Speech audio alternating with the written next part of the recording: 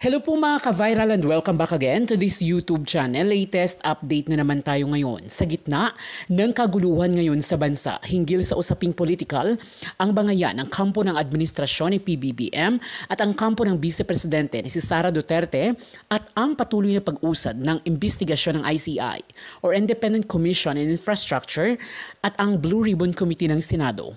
Nagdulot ng pagkagalit at pagkadismaya ng maraming Pilipino dahil sa napakalaking pera ng bayan na ninakaw ng mga individual sa gobyerno at ang iba ay nakaupo pa sa mataas na katungkulan. Kasabay nito ay ang paglabas ng desisyon ng ICC or International Criminal Court ng desisyon sa apela ng kampo ni dating Pangulong Duterte na payagan ito sa hinihinging interim release dahil umano sa physical at health condition nito.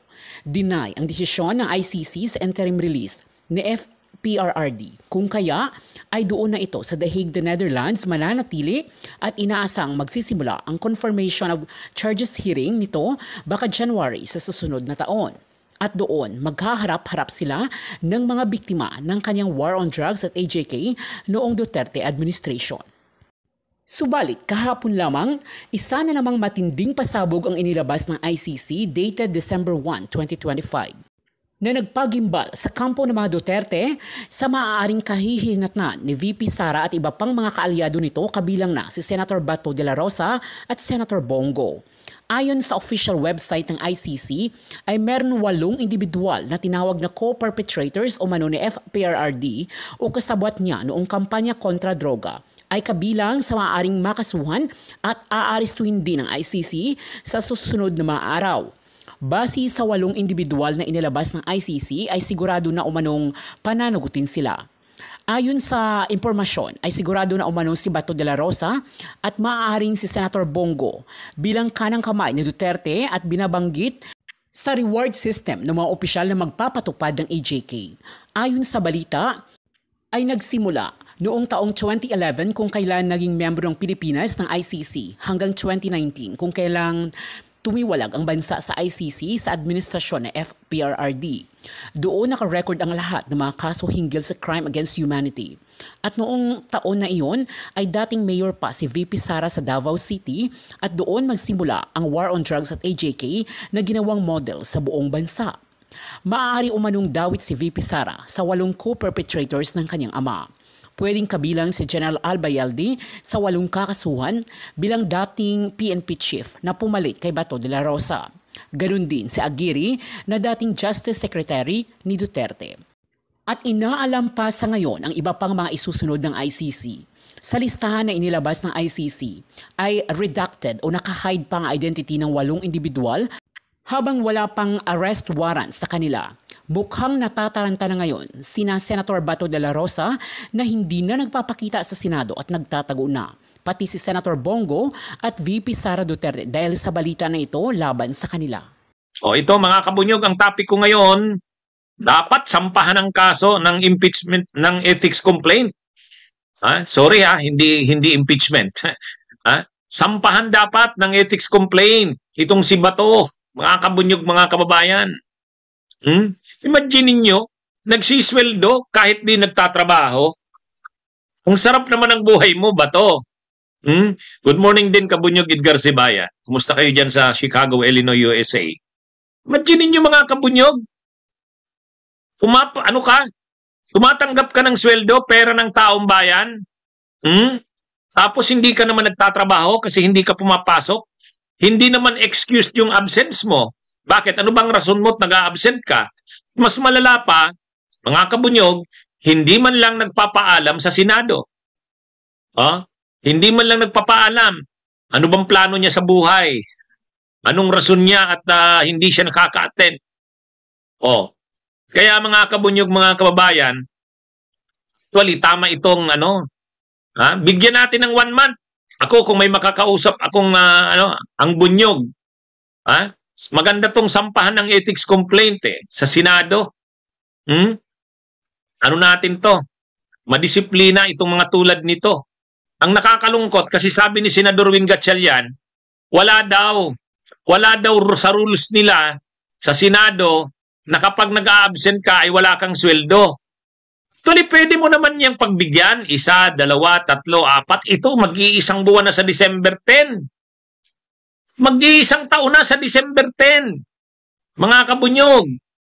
Na hindi siya uma-attend sa session. Mag-iisang buwan na. Pag na isang buwan na siya sa December 10, wala na yan.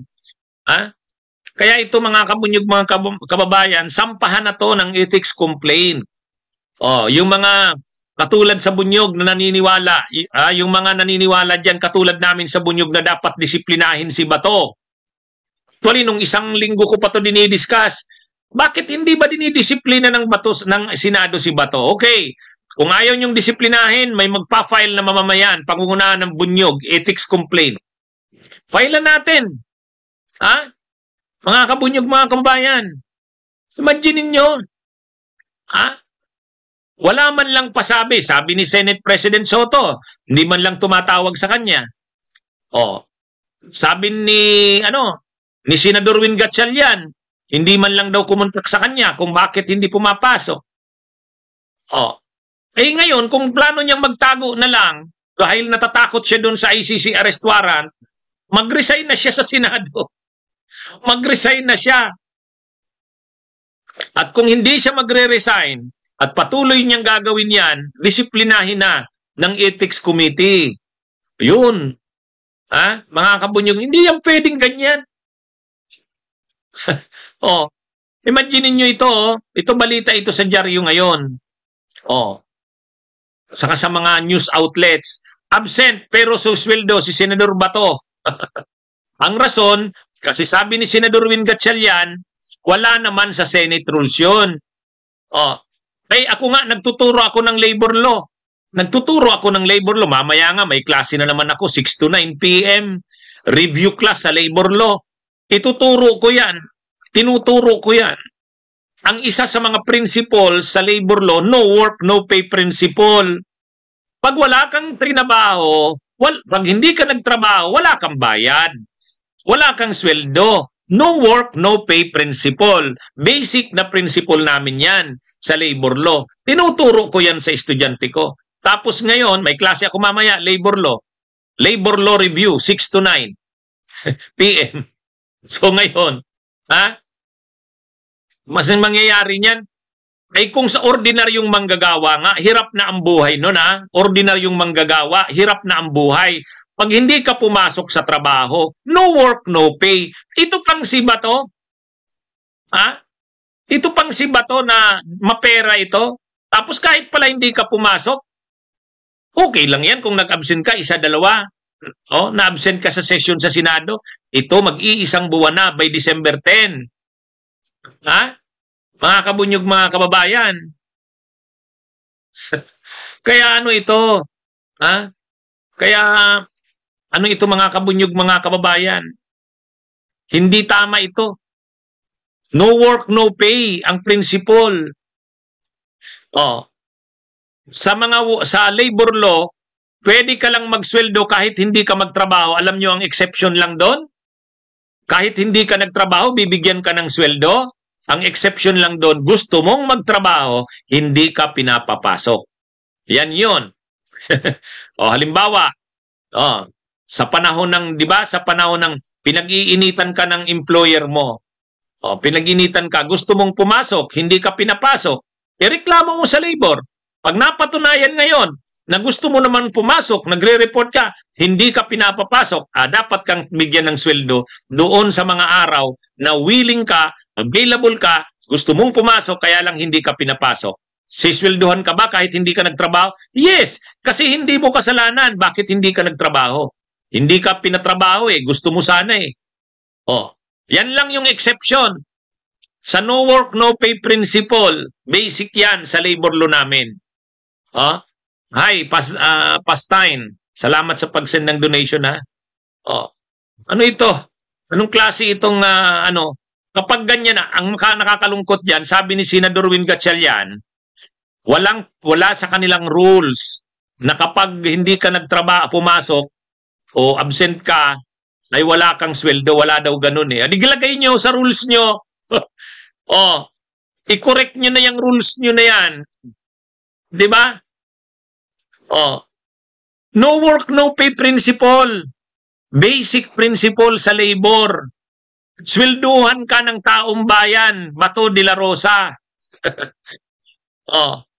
Pag hindi ka nagtrabaho, hindi ka dapat swelduhan galing sa pera naming taong bayan.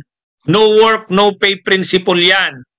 O ngayon, bakit wala palang ganyan sa sa rules ng Senado? Sabi ni Senador Win Gatchalian, wala. There is no such thing as no work, no pay rule sa kanila sa Senado. Idilagay nyo sa rules nyo. Kasi malaki na naman yan. Kung tindi nyo naman, kahit pala hindi kayo magtrabaho, okay lang yan. Ma-excuse ka kung pwede kang ma-excuse. Pero hindi ito eh. Ha? Ano na nga yan? Wala na nga kayong mga silbi? Hindi pa kayo papasok? Tapos gusto nyo pang magsweldo kayo? Ha? Ay mga kabunyog, mga kababayan.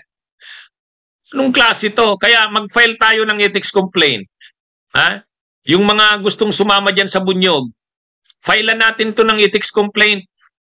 At ang Senado naman, pag nag-file ng ethics complaint at hindi nyo inaksyonan yan, lalo pa kung sa susunod na mga na araw, hindi pa rin pumapasok si Bato. Hindi yan. The law may be harsh, but that is the law. Marcoleta, di ba sabi mo yan? Duralex sed lex. The law may be harsh, but that is the law. No work, no pay applies to all. Buti pa si Joel Molina. No work, no pay principle. Napaka-basic. Basic principle in labor law. Di ba? Yun na nga. Ang in-example ko nga, ang the only exception na hindi ka nasiswelduhan ka pa rin kahit hindi ka nagtrabaho, kapag willing ka namang magtrabaho, nag-report ka, hindi ka binigyan ng trabaho. Pagka nagreklamo ka sa labor niyan, nanalo ka, bibigyan ka ng back wages. Ibig sabihin, hindi mo kasalanan. Bakit hindi ka nagtrabaho eh? Gusto mong magtrabaho, hindi ka naman binigyan ng trabaho eh. Kasalanan ng employer mo yun.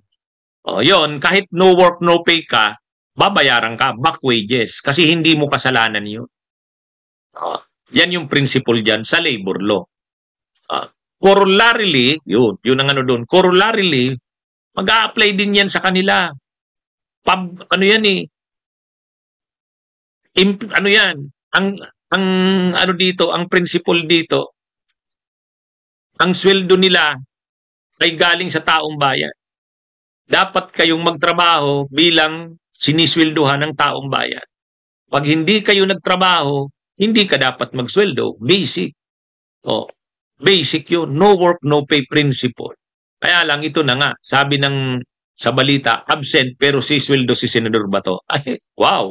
Ang ganda naman ng buhay nyo, kayong mga senador. Kaya tama to. Filean ng ethics complaint. Makikita natin ngayon ang ng mga senador. Baka ipagtanggol nyo pa yan. At saka unethical yon. Unethical sa totoo lang. Kaya nga hindi lang yung pagsisweldo ng hindi naman nagtatrabaho ang issue. Ang issue, sinabi mismo ni Senate President Soto, hindi sa kanya nagpapaabot si Bato. Hindi man lang kumukontak. Okay, kung ayaw niyang kontakin si Senate President Soto, yung leader nila sa Minoria, si Alan Peter Cayetano, o di paabutan niya ni Bato. Si ngayon? Si Alan Peter Cayetano ang magpapaabot. Wala, talaga, alam naman natin ang reason bakit hindi siya pumapasok. Di ba? Ang yabang-yabang mo kasi. Ang sabi mo noon, wala yung mga ICC na yan. Pag lumabas yung arrest warrant na yan, sabi mo, haharapin mo. Go ahead, make my day. Di ba yun yung sabi mo ba to? Tapos ngayon nagtatago ka. Ang sabi pa ng abogado mo, hindi naman siya nagtatago. Hindi naman, sabi ni Torion. Itong Torion na to, hindi naman daw nagtatago. Anong ibig mong sabihin yan?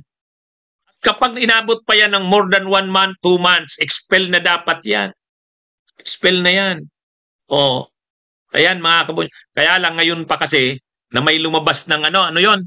Pinangalan, nasa lista na ng ICC yung 8 co-perpetrators ni Duterte. 8. Kaya lang redacted lang eh, may ano hindi pa pinapublic pero 8 nandun sa document, di ba? Yun, nandun si Bato doon. Sigurado na ako, si Bato nandun. 100% ako, si Bato nandun sa document ng ICC. Ito, oh. Di ba? Na-discuss ko nito ng isang araw, panoorin nyo. Ayan, oh. Yung mga pangalan na yan, letter A, B, C, D, hanggang letter H. Nandyan ang pangalan ni Bato de la Rosa. Kaya lalo nang takot na yan si Bato, hindi na yan magpapakita talaga. Pag-isipan na ng Senado. Pag may nag-file na ethics complaint, pag nag-file kami dyan ng ethics complaint, pag-isipan nyo na.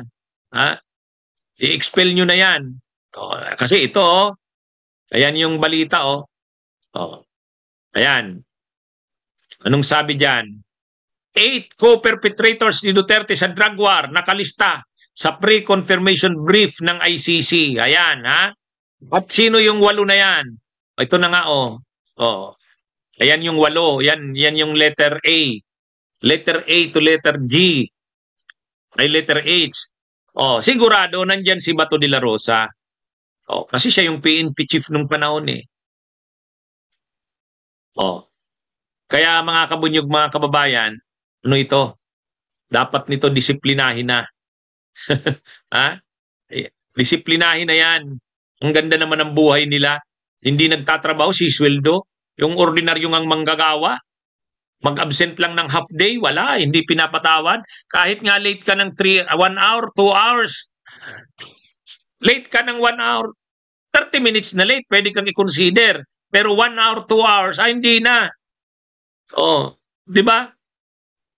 Kaya yan mga kabunyog, mga kababayan. Ito, ayan, nakikita nyo yan? Yan yung lumabas na pangalan, ng lista ng mga pangalan ng mga co-perpetrators ni Duterte. Kaya ano na yan? Lalo na yan ngayon na magtatago si Bato. Pero hindi yan pwede na magtago ka tapos may sweldo ka.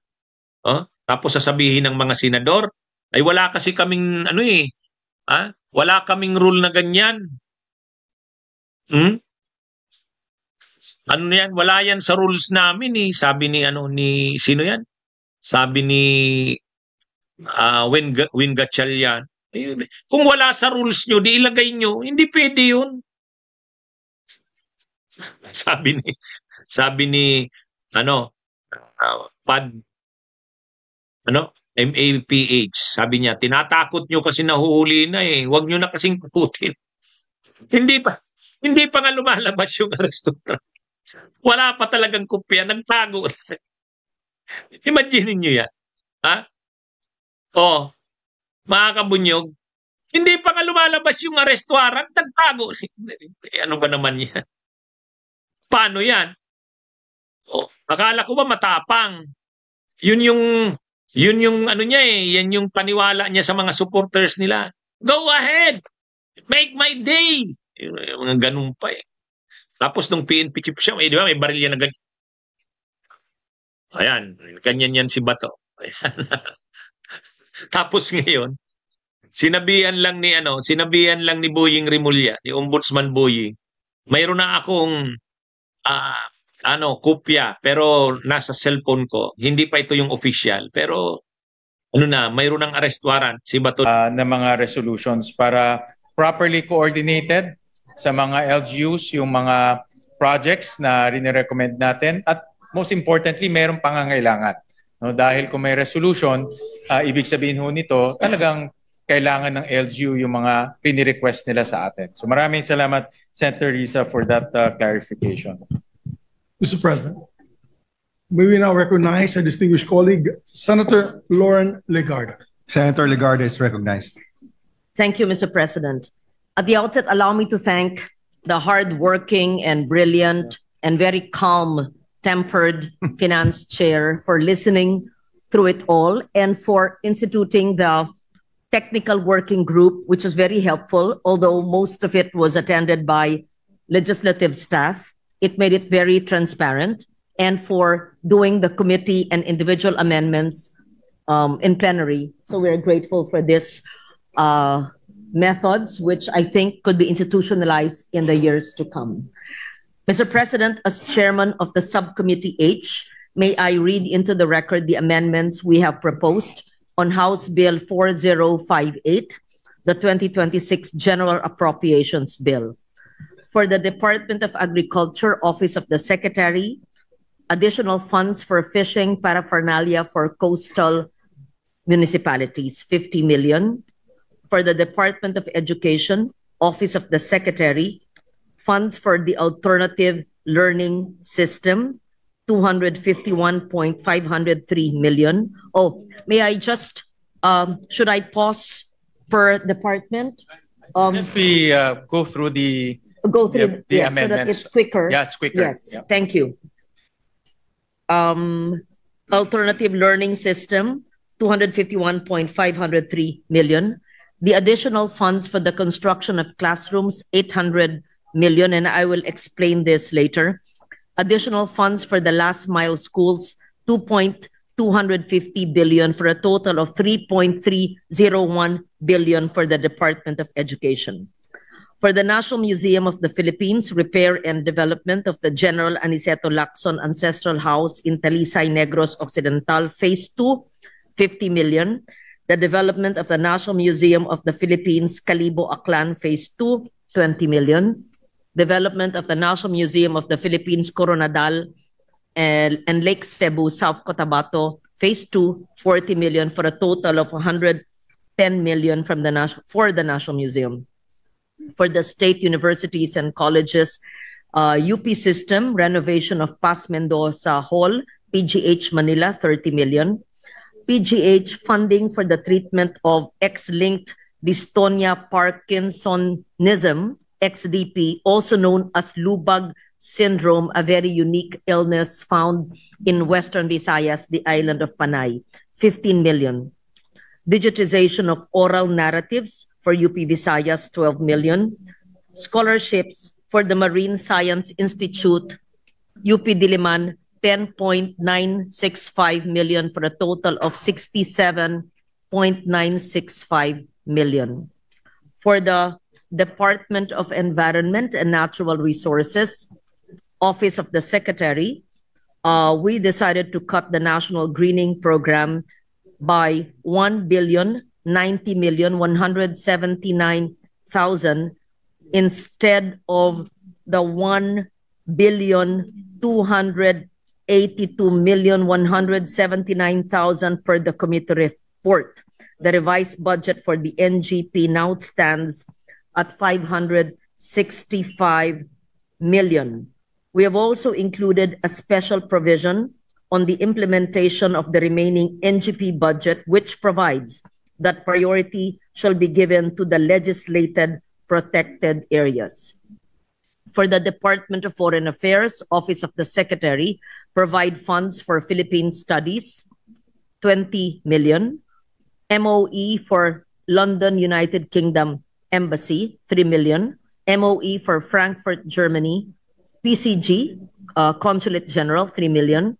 And additional MOE for the Berlin, Germany Embassy, 3 million, for a total of 29 million for the Department of Foreign Affairs. For the Department of Health, the West Visayas Medical Center in Iloilo, funding for the treatment of the Lubag syndrome, 5 million. And for the Department of Labor and Employment, Office of the Secretary, provide funds for Dole Kabuhayan, DILIP, for micro, small, and medium enterprises for 100 million. For the Department of Science and Technology, Philippine Textile Research Institute, provide funds for natural dye hubs, 10 million. Funds for regional cotton yarn spinning and innovation centers, 50 million, for a total of 60 million. Department of Tourism, National Parks Development Committee, the replacement and refurbishment of the Ferdinand Blumentritt bust and its landscape at Rizal Park, Luneta, 1,247,000. Intramuros Administration, free guided walking tours for 1 million, and free cultural performances and programs in Fort Santiago for 5 million, for a total of 6 million. the Department of Trade and Industry, Office of the Secretary, to provide funds for the annual National Arts and Crafts Fair, 40 million. Funding for the creative industries, which is a Law Malikaing Pinoy program, for 10 million. And to provide funds for the shared service facilities extension programs of state universities and colleges, 50 million, for a total of 100 million. And for the Design Center of the Philippines activities, including product development, 69,152,000. For other executive offices, the Climate Change Commission, the Roving Climate Change Academy to institutionalize DRRCCAM, 40,179,000. For trainings and workshops, 5 million. For the Philippine Resilience Awards, 10 million, for a total of 55,179,000. For the Commission on Filipino Language, for the provision of funds for the Bantayog ng Wika in different cities or municipalities for 7 million. And for the National Commission for Culture and the Arts, for the documentation and cultural hub, promotion, exhibition, scholarships, training, and film production to preserve and promote the tangible and intangible heritage, assistance to artisans, including the documentation of Philippine participation in international and local fairs for 551.505 million. For the National Historical Commission of the Philippines, funds for the Phase 3 of Patnongon Casa Tribunal, 15 million. For the restoration of Aninii Church, Phase 2, 7.5 million. Funds for the Balay na Bato, San Jose Antique, 5 million, for a total of 27.5 million. For the National Library of the Philippines, development of a conservation laboratory, 25,689,000. For the development of a permanent gallery, 20 million, for a total of 45,689,000. For the National Archives of the Philippines, Yaman ng Nakaraan, Pamana ng Kinabukasan, 1.235 million. Sinupan Saksi NAP Odyssey Exhibition, 1.920 million.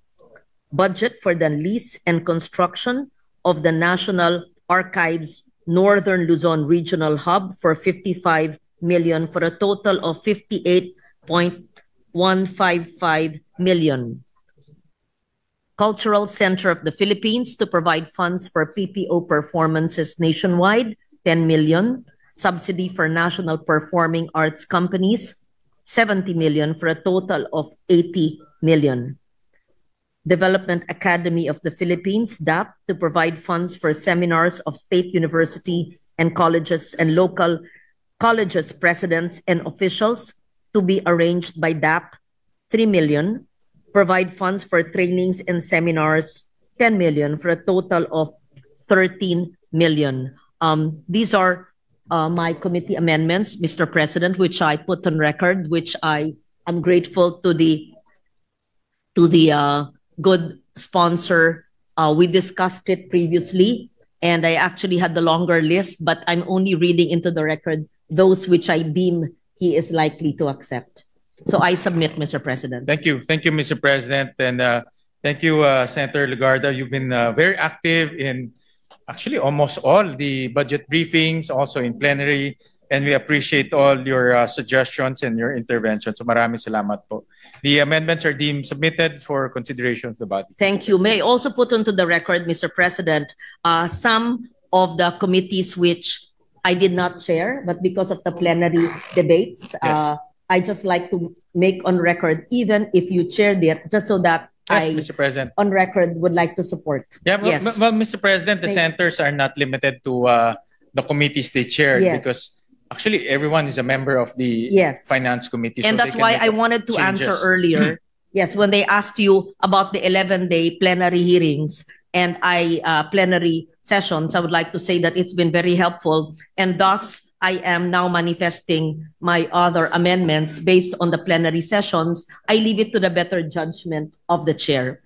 With the support of the Senate Committee on Finance chair, we've also pushed for the provision of funds to increase the educational assistance to decommissioned combatants of the MILF and MNLF, their family members or next of kin, and eligible indigenous peoples under the Office of the Presidential Advisor on Peace, Reconciliation, and Unity, or the OPAPRU.